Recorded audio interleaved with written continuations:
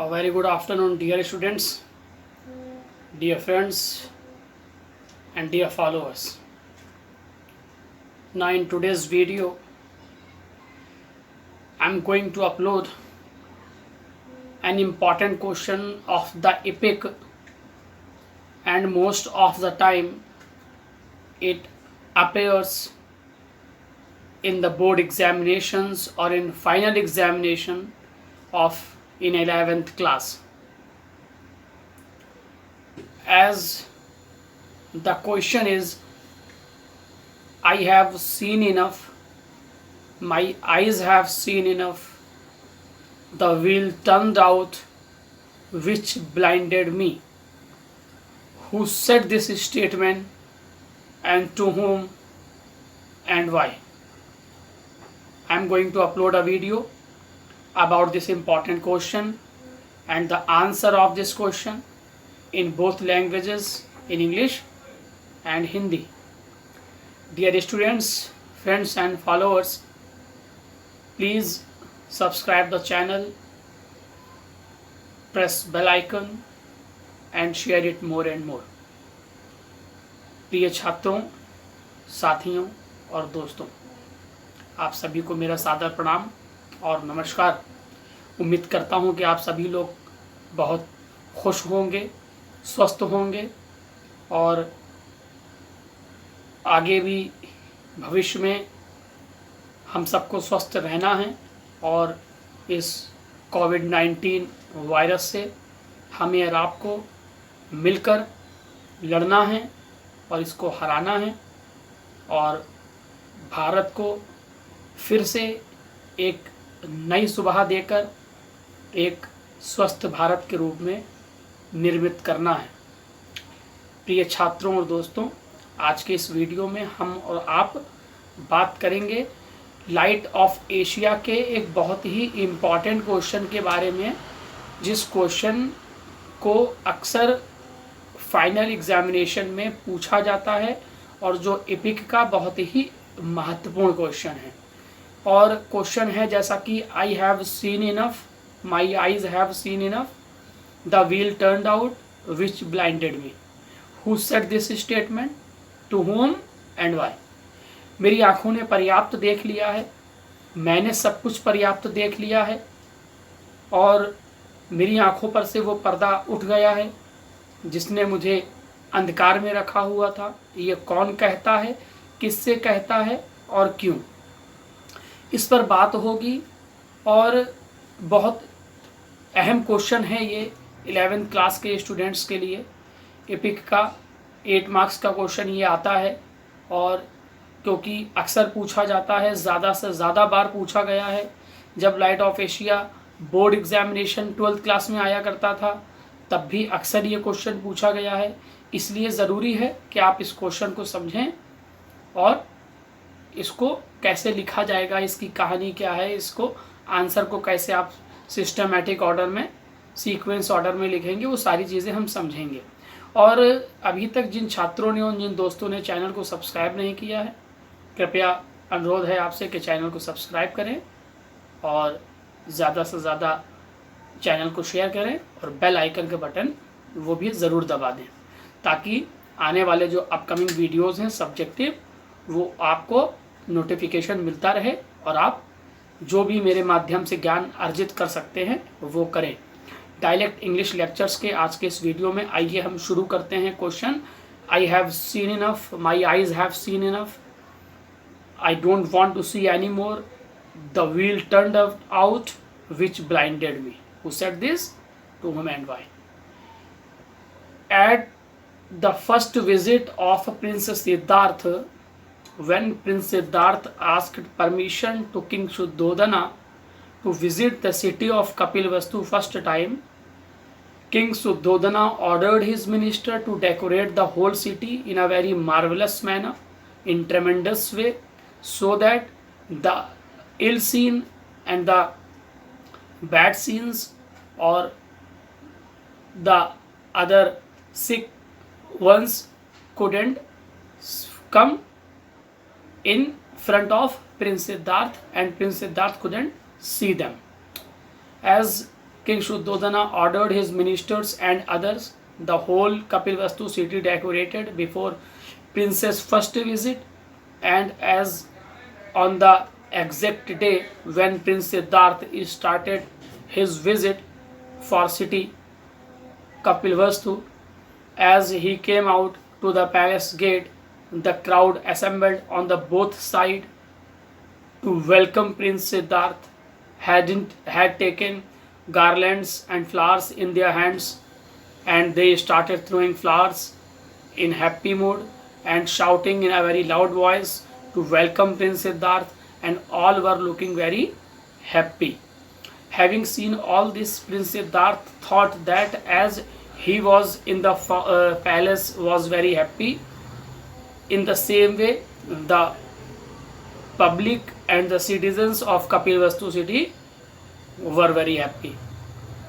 But as Prince Siddhartha moved away with his charioteer or true guide Channa, an old man just creeping on the roadside to cross the road, and he was looking very weak physically, Prince Siddhartha had seen it. Someone was scolding him to move from there so that Prince Siddhartha could not see him, but Prince Siddhartha had seen him, and Prince Siddhartha asked about to Channa.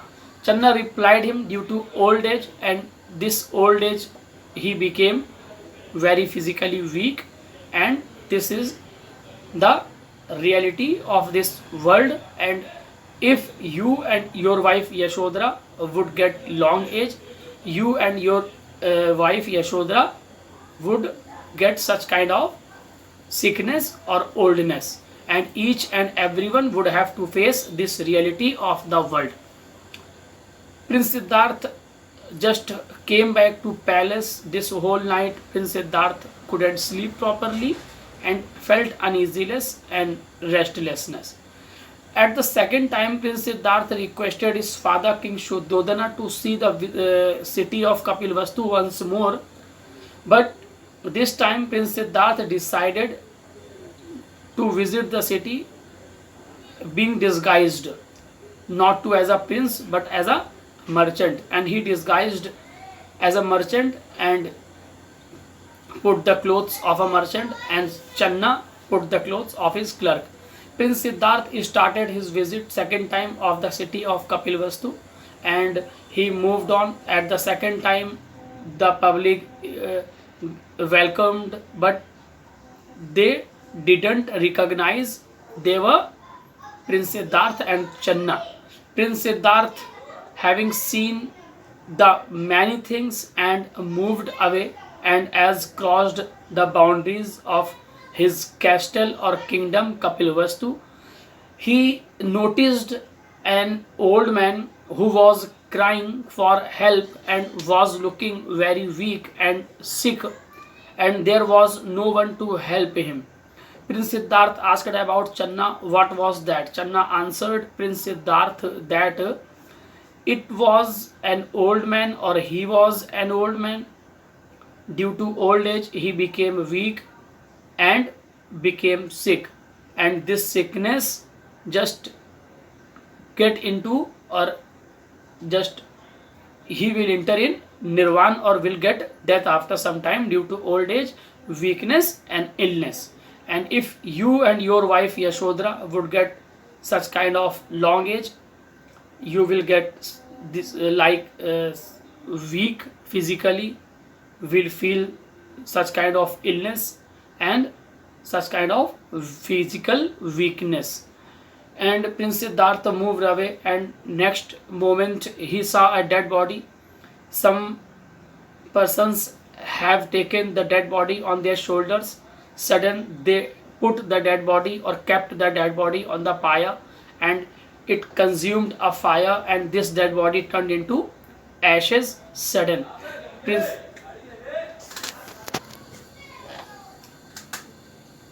Siddhartha asked about that Channa. Channa answered him that he was a dead man, or it was a dead body, and each and everyone would face this reality of this world. and everyone who has come to this world will get death and enter in nirvana or in heaven. Hearing all this and having noticed all this, Prince Siddharth remarked, Channa, I have seen enough. My eyes have seen enough. I don't want to see more. The wheel turned away which blinded me. Please go back to the palace. प्रिय छात्रों, प्रिय मित्रों और दोस्तों, हम और आप जिस बहुत ही महत्वपूर्ण प्रश्न की बात कर रहे हैं कि राजकुमार सिद्धार्थ ने कहा था कि मैंने पर्याप्त देख लिया है, मेरी आँखों ने पर्याप्त देख लिया है और अब मैं कुछ भी देखना नहीं चाहता हूँ और मेरी आँखों पर से पर्दा उठ गया है जिसने मुझे अंधकार में रखा हुआ था। ऐसा प्रिंस सिद्धार्थ किससे कहते हैं, क्यों कहते हैं और कब कहते हैं? ये तमाम बातें प्रिंस सिद्धार्थ कहते हैं जब प्रिंस सिद्धार्थ अपने प्रथम भ्रमण पर अपने पिता से आज्ञा लेते हैं कपिलवस्तु शहर के लिए, और उनके पिता अपने मंत्रियों को और तमाम सेवकों को यह आदेशित करते हैं कि कपिलवस्तु शहर को सजा दिया जाए और प्रिंस सिद्धार्थ के सामने कोई भी ऐसा दृश्य नहीं आना चाहिए जो उनके मन को व्याकुल कर दे और परेशान कर दे। प्रिंस सिद्धार्थ अपने प्रथम भ्रमण पर निकलते हैं उस दिन जिस दिन निश्चय हुआ था कि प्रिंस सिद्धार्थ कपिलवस्तु शहर का भ्रमण करेंगे। प्रिंस सिद्धार्थ महल के बाहर आते हैं। महल के दोनों ओर तमाम लोग, जनता जो है वो दोनों तरफ कतारें लगाए खड़ी हुई है, हाथों में फूल और मालाएं लिए हुए हैं प्रिंस सिद्धार्थ का स्वागत करने के लिए। और जैसे ही प्रिंस सिद्धार्थ महल के बाहर निकलते हैं, लोग उन पर फूल और मालाएं फेंक कर उनका स्वागत करते हैं और खुशी से चिल्लाते हैं और उनका स्वागत करके लोग ये जाहिर करते हैं कि बहुत खुश हैं वे। प्रिंस सिद्धार्थ लोगों की खुशी को देखकर ये अंदाज़ा लगाते हैं जैसे कि महल के अंदर वे खुश हैं, वैसे ही महल के बाहर उनकी प्रजा भी खुश है। इसके साथ ही प्रिंस सिद्धार्थ चन्ना के साथ, जो कि उनका सारथी भी था और उनका सच्चा मित्र और साथी भी था, उसके साथ आगे जाते हैं। प्रिंस सिद्धार्थ की नज़र तभी अचानक से एक बहुत ही बूढ़े और कमज़ोर व्यक्ति पर पड़ती है जो सड़क पर घिस कर चल रहा है और शायद रोड को एक साइड से दूसरी साइड क्रॉस करने का प्रयास कर रहा था, जो कि बहुत दुर्बल और कमज़ोर नज़र आ रहा था। प्रिंस सिद्धार्थ उसको देख लेते हैं। तभी एक व्यक्ति उसको डांट कर फटका कर उसको वहाँ से हटाने का प्रयास करता है ताकि प्रिंस सिद्धार्थ की नज़र उस पर ना पड़ सके। लेकिन प्रिंस सिद्धार्थ क्योंकि उसको पहले ही देख चुके होते हैं, तभी वो चन्ना से पूछ लेते हैं, चन्ना ये क्या है, ये क्या माजरा है, मुझे बताओ। चन्ना बताता है प्रिंस सिद्धार्थ को, हे प्रिंस सिद्धार्थ, ये एक बूढ़ा व्यक्ति है और बुढ़ापे की वजह से ये बहुत कमज़ोर हो चुका है और ये इसकी कमज़ोरी अब इतनी ज़्यादा हो चुकी है कि ये सही से चल भी नहीं सकता, इसलिए ये सड़क पर रेंग कर या घसीट कर चलने का प्रयास कर रहा है ताकि ये अपने मंजिल तक, अपने मकसद तक, अपने घर तक पहुंच सके। प्रिंस सिद्धार्थ इस दृश्य को देखते हैं।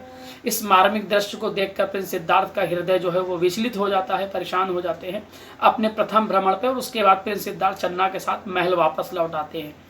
चन्ना के साथ प्रिंस सिद्धार्थ वापस लौट आते हैं, लेकिन पूरी रात बेचैन रहते हैं, परेशान रहते हैं, सो नहीं सके थे प्रिंस सिद्धार्थ और सोचते हैं कि आखिर मनुष्य की ये जो परेशानियां हैं इसको कैसे दूर किया जा सकता है, इसको कैसे दूर किया जाए और लोगों को वो प्रसन्न देखना चाहते हैं, प्रसन्न करना चाहते हैं, खुश देखना चाहते हैं। इसके लिए वो हमेशा विचारशील रहते थे। अचानक से प्रिंस सिद्धार्थ अपने पिता राजा शुद्धोधन से एक बार फिर ये आग्रह करते हैं कि वो कपिलवस्तु शहर को पुनः एक बार देखना चाहते हैं। लेकिन इस बार वो ये आग्रह करते हैं कि वो एज एक राजकुमार की हैसियत से नहीं बल्कि एक साधारण व्यक्ति की हैसियत से महल के बाहर जाना चाहते हैं और महल के लोगों को देखना चाहते हैं, उनसे मिलना चाहते हैं, उनसे बातचीत करना चाहते हैं। प्रिंस सिद्धार्थ के पिता राजा शुद्धोधन उनको आज्ञा दे देते हैं। तभी अगले दिन राजकुमार सिद्धार्थ चन्ना के साथ एक व्यापारी का भेष बनाकर और चन्ना उनके एक साथी क्लर्क का भेष बनाकर महल के बाहर निकलते हैं, महल का भ्रमण करने के लिए और महल के बाहर के लोगों का आदर सत्कार करने के लिए, उनसे मिलने के लिए, उनसे मुलाकात करने के लिए और बाहर के लोगों का जीवन देखने के लिए कि आखिर बाहर के लोगों का वास्तविक जीवन क्या है। प्रिंस सिद्धार्थ बाहर निकलते हैं।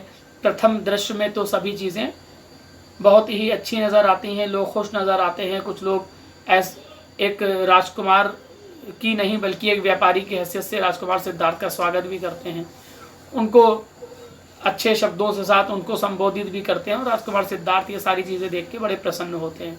फिर राजकुमार सिद्धार्थ अपने जो महल की सीमाएं थीं उसको क्रॉस करके थोड़ा सा और आगे बढ़ते हैं। सीमाओं के बाहर जब निकलते हैं अपने महल की ओर चन्ना के साथ, तभी अचानक से उनकी नज़र एक बूढ़े व्यक्ति पर पड़ती है जो एक सड़क के किनारे एक झोपड़ी के बाहर लेटा हुआ है और दर्द से पीड़ा से करहा रहा है, शायद किसी की मदद मांग रहा है, लेकिन उसकी मदद करने वाला कोई नहीं है। प्रिंस सिद्धार्थ इस बूढ़े व्यक्ति को कराहते हुए देखते हैं। राजकुमार चन्ना से पूछते हैं, चन्ना आखिर ये क्या है और ये क्या माजरा है, मुझे बताओ। चन्ना बताते हैं कि एक बूढ़ा व्यक्ति है और बुढ़ापे की वजह से ये व्यक्ति बहुत कमज़ोर हो चुका है, बीमार हो चुका है और ये इतना ज़्यादा बीमार हो चुका है कि अब ये अपने आप कोई कार्य अपना नहीं कर सकता है, इसलिए ये मदद के लिए चिल्ला रहा है। और प्रत्येक व्यक्ति राजकुमार सिद्धार्थ को चन्ना ये भी बताते हैं, संबोधित करते हैं उनको कि प्रत्येक व्यक्ति जो इस संसार में आया है और जो इतनी लंबी आयु को प्राप्त करेगा उसका यही हश्र होना है, और प्रत्येक व्यक्ति इतना ही यदि बूढ़ा होगा तो वो इतना ही कमज़ोर हो जाएगा और सब व्यक्ति की दशा लगभग ऐसी ही होनी है और प्रत्येक व्यक्ति बीमारी की अवस्था तक पहुँचेगा। राजकुमार सिद्धार्थ ये बातें सुनते हैं चन्ना की, मन व्याकुल होता है, परेशान होते हैं, विचारशील रहते हैं लेकिन आगे बढ़ते हैं, देखना चाहते हैं संसार की कुछ और वास्तविकताएं। थोड़ा सा और आगे बढ़ते हैं तभी राजकुमार सिद्धार्थ की नज़र पड़ती है मृतक शरीर पर जिसको कुछ लोग कांधे पर उठाए हुए हैं और अचानक से वो उस मृतक शरीर को एक चिता पर रख देते हैं। उस चिता में अग्नि दे दी जाती है और वो चिता जलकर राख में बदल जाती है। अचानक से वो चिता जब राख में बदल जाती है, राजकुमार चन्ना से पूछते हैं, चन्ना आखिर ये क्या है? तो चन्ना बताता है राजकुमार सिद्धार्थ को, हे प्रिंस सिद्धार्थ, ये जीवन की वास्तविकता है और यही सत्य है और इस सत्य से कोई छिप नहीं सकता है और कोई बच नहीं सकता है। वास्तविक सच्चाई जीवन की यही है कि इस संसार में प्रत्येक व्यक्ति जो पैदा हुआ है, जो इस संसार में आया है, जिसने जन्म लिया है, उसको मृत्यु देखनी है और वो मृत्यु को प्राप्त करेगा और प्रत्येक व्यक्ति की मृत्यु के बाद यही हश्र होगा, क्योंकि अंत तो यही है और प्रत्येक व्यक्ति अपने अपने धर्म और कर्म के अनुसार जो अंतिम संस्कार है वो उसका इसी तरीके से किया जाएगा। और राजकुमार सिद्धार्थ को चन्ना ये भी संबोधित करते हुए बताते हैं कि आप और आपकी पत्नी भी एक दिन इस संसार को छोड़कर चले जाएंगे और शरीर का अंत यही होगा, यहाँ तक कि आपका स्वयं का और आपकी सबसे सुंदरतम पत्नी यशोधरा का भी अंत यही होगा। ये सुनने के बाद राजकुमार सिद्धार्थ और ज़्यादा विचलित होते हैं, मनोदशा बिगड़ जाती है, नहीं समझ पाते हैं कि क्या करना है। तभी चन्ना से वो कहते हैं कि चन्ना, मैंने सब कुछ देख लिया है, मेरी आँखों ने सब कुछ देख लिया है, संसार की वास्तविकता क्या है मैं देख चुका हूँ और अब मुझे कुछ भी नहीं देखना है, मैं कुछ देखना नहीं चाहता हूँ, महल वापस चला जाए। और राजकुमार सिद्धार्थ ये भी संबोधित करते हैं चन्ना को कि मेरी आँखों पर जो पर्दा पड़ा हुआ था वो उठ चुका है, जिसने मेरे ओर अंधकार कर रखा था और जिस अंधकार की वजह से मैं वास्तविकता को नहीं देख पा रहा था। राजकुमार सिद्धार्थ के साथ चन्ना भी वापस लौट आते हैं महल की और राजकुमार सिद्धार्थ पुनः परेशान हैं, विचलित हैं, मनोदशा बिगड़ी हुई है, सोचते हैं, विचारते हैं कि आखिर जो ये पीड़ाएं हैं, ये जो परेशानियां हैं, ये जो दुख और दर्द है, ये जो कराहट है लोगों की, आखिर इसको कैसे दूर किया जा सकता है। तभी वो ये निश्चय करते हैं कि वो इस संसार में लोगों की पीड़ा और कष्ट को दूर करेंगे और वो प्रत्येक किसी भी व्यक्ति को रोने नहीं देंगे जिसको कि वो शांत करा सकते हैं, जिसको कि वो चुप करा सकते हैं, जिसके वो आंसू पोंछ सकते हैं। और वो ये प्रयास करेंगे कि संसार में लोगों को वास्तविक सुख प्रदान किया जाए, वास्तविक ज्ञान प्रदान किया जाए। और इसके साथ ही ये जो एक महत्वपूर्ण प्रश्न था कि चन्ना किससे कहते हैं, राजकुमार सिद्धार्थ किससे कहते हैं ये बातें, कि मेरी आँखों ने पर्याप्त देख लिया है, मैंने पर्याप्त देख लिया है, और इस प्रकार से ये प्रश्न पूर्ण होता है।